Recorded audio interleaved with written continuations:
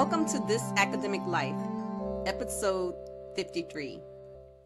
This episode is sponsored by the Academic Life Faculty Development Workshops, a series of free in-person and online events that are designed for those already in or seeking to enter academic careers in STEM fields. The next workshop will be in person on April 22nd, 2023 at Boston College. If you're interested, please find the details of the workshop and the registration link in the show notes. Hi, my name is Lucy Zhang. I am a professor of mechanical engineering. Hi, I'm Pania Newell. I'm also a professor of mechanical engineering. Hi, my name is Kim Lewis, and I'm a professor of physics and associate dean of research. Joining us today are the leaders of our sponsor, the Academic Life Faculty Development Workshops. We'll let them introduce themselves on who they are and where they are from. Hi, I'm Pamela Abshire, Professor of Electrical and Computer Engineering and the Institute for Systems Research at the University of Maryland, College Park. I'm Jennifer Blain Christen. I'm an Associate Professor of Electrical Engineering at Arizona State University. I'm Nicole McFarlane, an Associate Professor in Electrical Engineering at the University of Tennessee. Hi, I'm Maira Samary, Assistant Professor of the Practice at the Computer Science Department, Boston College. Hi, I'm Steve Senturia, Professor of Electrical Engineering Emeritus at the Massachusetts Institute of Technology. In this episode, we're going to dive into the topic of the imposter syndrome. I learned about the imposter syndrome shortly after obtaining tenure. And less than a year ago, I was speaking with students and they asked, how does one deal with the imposter syndrome? So let's start by you guys telling us a little bit about how you chose this topic. The imposter syndrome is really talking about those feelings of inadequacy that happen when an individual doubts their skills or accomplishments and fears that they'll be exposed as a fraud. It can arise when a person feels unprepared to meet the challenges that they face, or even just when they feel precarious about their situation, like whether they'll pass their exam or whether they'll get tenure or whether their grant or paper will get accepted. This happens all the time in science when we're supposed to be doing things that haven't been done before, working across fields or creating new ones. We knew that this would be an important topic to help aspiring academics along the way, and we weren't sure of the best way to dramatize the issue. We've all had this kind of experience at one time or another, but this time it was Steve who came up with the example. And then, as we did with the other vignettes in our program, we asked him to write it up, write something that we could use and share. Yes, that's true. There's a recent article in the New Yorker magazine about the imposter syndrome, tracing its history over the past many decades. And we're going to include a reference to it in the podcast notes. The imposter syndrome was initially identified as primarily affecting women trying to enter previously male-dominated professions. STEM fields, of course, certainly meet that criterion. But actually, the syndrome can affect anyone, male, female, whatever. The example we chose to write up was one from my early days as an assistant professor at MIT. I had a graduate student who was using theoretical methods to analyze his data that were simply beyond me. I hadn't learned the particular formulation of many-body physics he was using.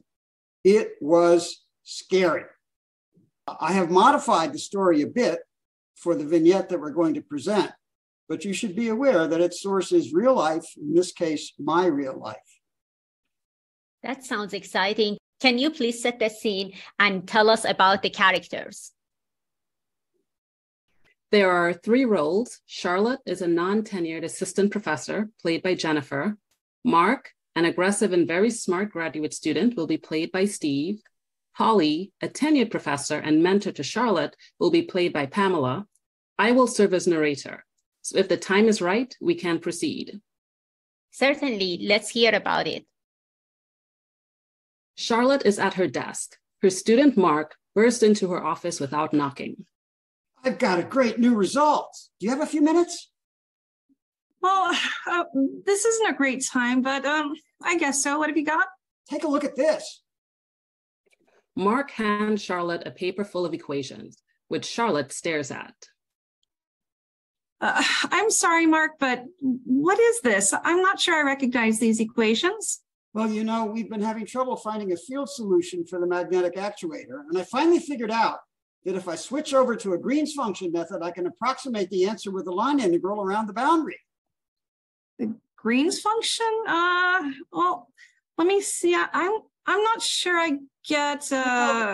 You find the response to an impulse source and use the superposition. We did all that in Professor Engel's class last term. The advanced electromagnetism class? Yeah, it's a neat way to transform the boundary conditions. Listen, Mark. I'm sorry to interrupt, but as I said, this really isn't a great time. Why don't you leave this with me, and I'll take a look at it when I have some open time. Okay, but it's really cool, totally. Mark leaves. Charlotte stares at Mark's paper, not able to comprehend what was written and wondering what to do.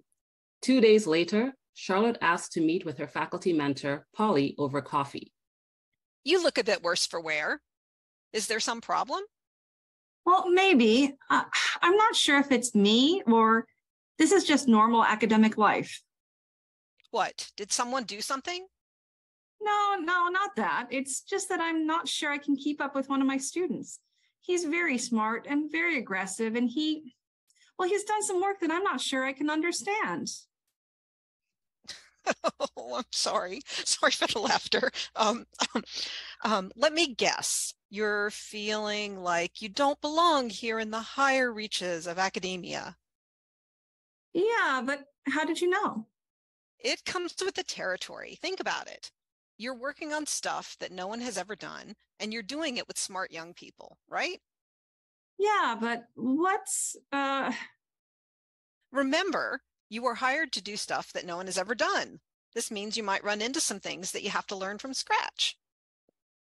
Well, sometimes I wonder, though, if I can. I wonder how I even got hired at all. Don't be so hard on yourself. But how can I advise this student? He dumped a page of equations on my desk that, to tell the truth, I don't understand. What am I going to do? Take a breath. First of all, calm. This happens all the time. Really? Really. A student takes an advanced graduate course, one that you never had the time to take, and brings in some method or idea that's new to you. Happens all the time. Well, so what do I do? Do I admit to Mark that I don't know what he's talking about? He'll start gossiping about how dumb I am. He's something of let's just say he's pushy, aggressive, and full of himself. You don't feel comfortable just asking him to go through it with you, one step at a time? It makes me worry. He's pretty full of himself, and I'm just not sure he would. Here's another option. You could go to Professor Who's-he-what's-its that gave him the idea and ask him to walk you through it. I don't know. Then Professor so-and-so will know that I'm ignorant. It feels like I'm in over my head, that I was hired under false pretenses. Don't talk like that.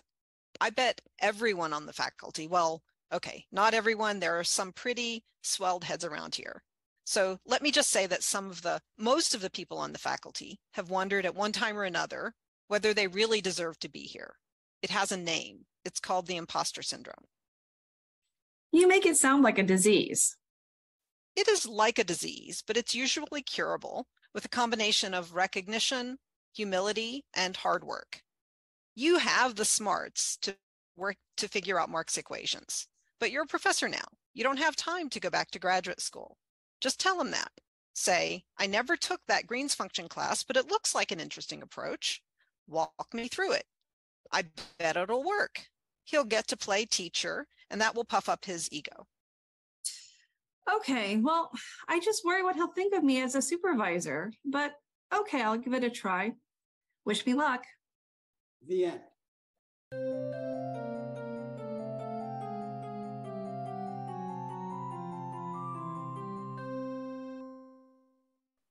Wow, that's fantastic. That is so typical. That's our daily life. Oh, thank you for this beautiful vignette. My first question when I first heard of this imposter syndrome was, how does one really know the difference between having the syndrome versus being a real imposter? I mean, there are some bad people out there too, right? I mean, how do you know you're not one of those? That's a great question, Lucy. And I think the point is that in an environment in which others have evaluated you and trusted you to take on something difficult, means that other people believe, at some level at least, that you can do it. And this feeling of inadequacy, which comes when, I like to call it climbing the wall of ignorance, which is what you have to do anytime you want to do something new. You have to climb a wall and reach a level where you can perform competently at something. It's very difficult. I can remember the first time I went into a class with a bunch of MIT undergraduates. Now that is a very tough environment for someone who didn't go to MIT, which I didn't. And it was a daunting thing. I wondered, why am I here? But in fact, it came out all right. You just need to have a little bit of willingness to rebound and admit that you might have to do some digging. You might have to do some extra work. You might have to evaluate where you are, but trust the people who hired you. I've found in my personal experience that the imposter syndrome crops up more about questions of identity and belonging than about any specific circumstance that arises. And so, like, I think the advice that you just have to eventually learn to trust yourself and to trust who you are and to trust that you belong. It's a hard problem, but it plays out in the end. I think it's particularly difficult when the situation of a faculty member, as so many of us here, I mean, nearly every female faculty member that I know, the hiring is compounded by special circumstances. The year that I was hired in my department, there were 4 women and 2 men hired. And you know for sure, I know with absolute certainty, I know that I was hired, at least to some extent, because I was a woman. That doesn't mean that I'm any less successful, that I'm any less effective, that my contributions aren't equal to or better than those of my male colleagues. And that has proven out over the years. But still, in those early years, there's always this lingering doubt, was I hired because I was a woman? And I think that's particularly pernicious for most female faculty that I know. I also think that sometimes this is about how we were raised, okay? Like, let me tell you something. I was born in a family of only girls, okay? And we are 4 girls, and at my mom's house also, like, mostly they have 2 different generations and then a bunch of girls together, okay? And my mom is an engineer.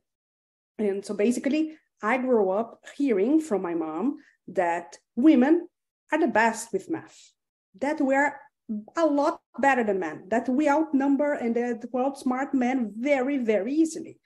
And like, I was always the top student, anything related to math, physics, chemistry. And my mom just said, this is in our nature, you know, men are dumb in these kind of subjects. Then when I arrived at college, then I heard for the first time, okay, that everybody else heard during their whole life that men are better than us. And I said, no way, we are a lot better, you know, we are a lot better. So I think that somehow these kind of things are a little bit, this is the reason why imposter syndrome occurs more with women, is that somehow while we were growing up, we put in somehow enters our heads that we don't know, that we're not capable of doing some things, okay? And I think that it's another thing that we would change with time. We have to teach our kids that they are capable, that they have to trust themselves. And if they don't know something, ask for help. And ask for help is not something bad. You are just saying that, basically, that you are learning more, okay? I think that in my personal opinion, not asking for help, you know, then you are being the dumb one because you are the one pretending that you know something when you don't know. I think that we'll, again, need a generational change to change that. But I think that this is something that we need to believe in ourselves. Also, I think that we all have these insecurities regardless of our gender. Some of us are better than others in hiding it, and some of us, we don't know how to handle it, we don't know how to deal with it, and it shows. I think you get better at dealing with it probably over time. So at least for me, I think I just give myself a lot of pep talks to say, okay, yes, I can go ask for help. And so I think in the beginning, there were probably much longer pep talks, maybe lasting a couple of days. And now, depending on what it is, it's, a couple of minutes, like, yes, I can do this. Yes, it's okay to ask. So I think you do get better at dealing with it kind of over time. I have that experience too, Nicole. I arrive and park in the parking lot. And oftentimes there's a, okay, you can do this. That happens before I open the door. But I think I had a bit of the opposite experience of Maira. My parents didn't go to college. I came from a really small town. People didn't go to, big fancy universities. And because of that, I think that I was, more impacted by imposter syndrome because I wasn't one of those people. I didn't come from the people who went to college. I didn't come from the people who were really good at math and good at science. So, there was many years that I felt that I didn't belong because those weren't my people. I had a very similar experience to Jennifer. I was the first in my family to go to college, and I think I've struggled over my career with finding mentors because I always felt that the mentors who were available to me couldn't possibly understand my lived experience.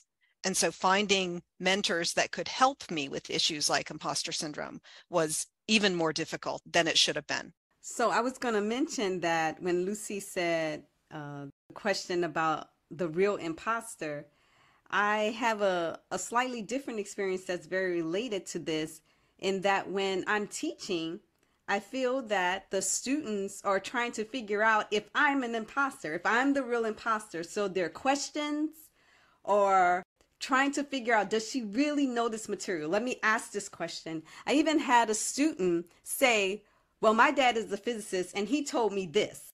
And so most of the time when I'm teaching, I'm trying to prove to the students I'm not an imposter. I know physics too. So I don't know what you call that, where you spend a lot of your energy proving, yes, I am here. Yes, I know this material. Can we just get on with it? And one of my mentors told me that before I start a lecture, if it's a new class or new semester, beginning of the new semester, and you go through the syllabus, that I should lay out my credentials and say, this is why I'm here. I went to this school. I did this. This is my field of expertise. This is what I have. I have a U.S. patent. And just go through the litany of accomplishments you've had. And I thought about it, and I was like, why do I have to do that, right? I just felt like I don't see my men colleagues starting out their lecture at the beginning of the semester saying all of the things that they've done.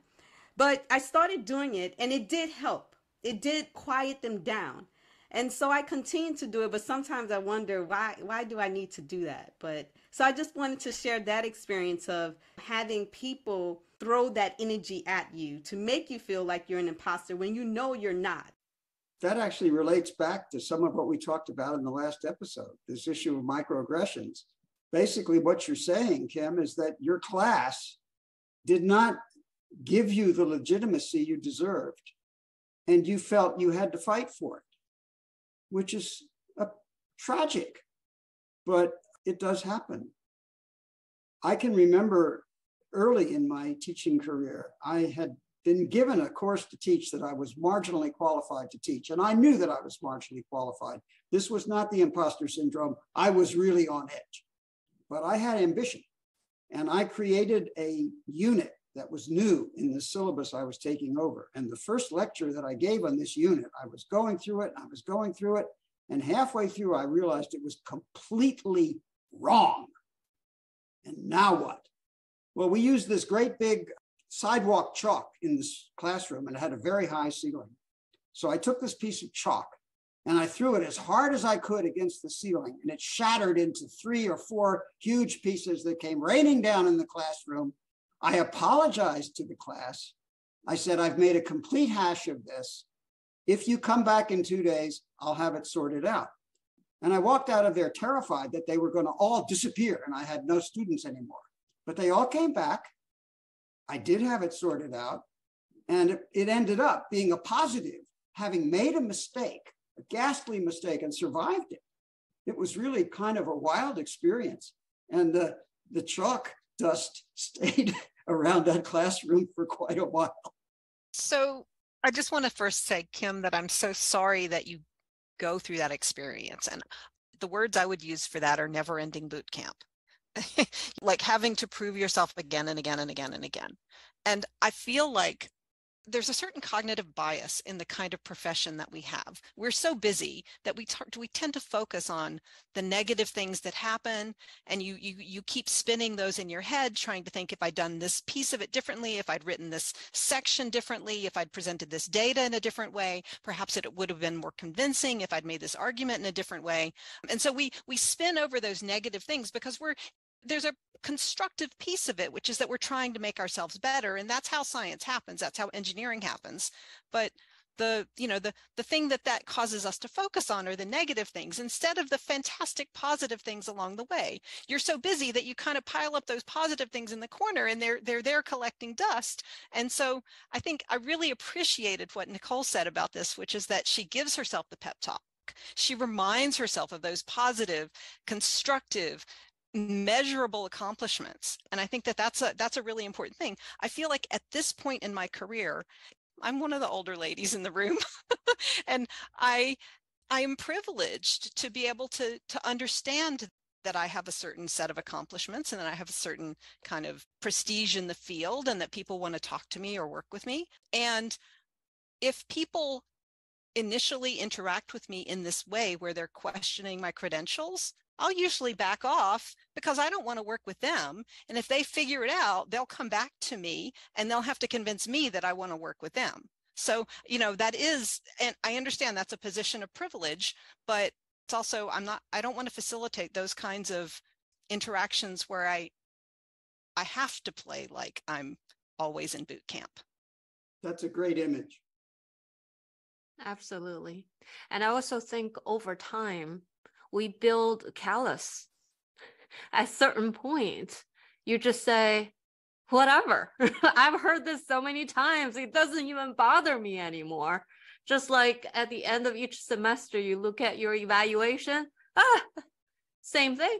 Why bother? So I'm hopeful that people do find improved practices over time. I'd just like to emphasize, though, that if anyone who's listening to this feels this pang of inadequacy that can arise very easily in a professional environment, the best solution is to go to a mentor, if you have one, and talk it through. Don't hide it and hold it inside. Get it out of you onto someone else's table, and then look at it together and talk about it. This is, I think, quite important.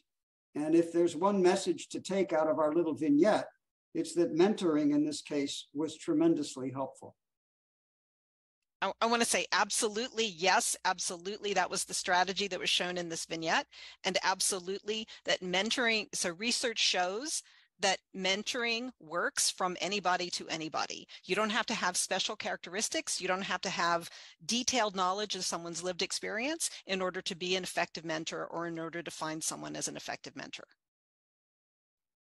And I would say, as a mentor, it's important to share those feelings as well. As we were going through this, and wow, Steve Senturia, this guy that I had respected and known about since I was an undergrad, he had this, that was a sense of relief to me. Wow, even this person who's, so well respected went through what I'm going through. And so as a mentor, it is important to share those things so that, people understand that even people who were very successful at some point had those feelings as well. Wow. Well, we hope our listeners were able to follow the story and had a chance to think about their own experiences. Thank you to our guests for highlighting experiences related to the imposter syndrome. This is the final episode in a series of 4 that use fiction to unmask reality. Our next 2 episodes will be somewhat different. We will talk with Professor Senturia about how to write good scientific papers and then how to respond to criticism from reviewers. If you have any comments, thoughts, please write to us and let us know. If you attend the workshop in Boston on April 22nd, 2023 in person, you'll be able to participate in this discussion with many like-minded people. Thank you so much for listening. We hope you enjoyed this conversation. You can follow us on Facebook and listen to our latest episodes on iTunes, Spotify, Amazon Music, or Google Podcasts. If you're interested in being a sponsor, then please contact us at sponsor@thisacademiclife.org. Join us next time for the good, the bad, and the ugly of this academic life.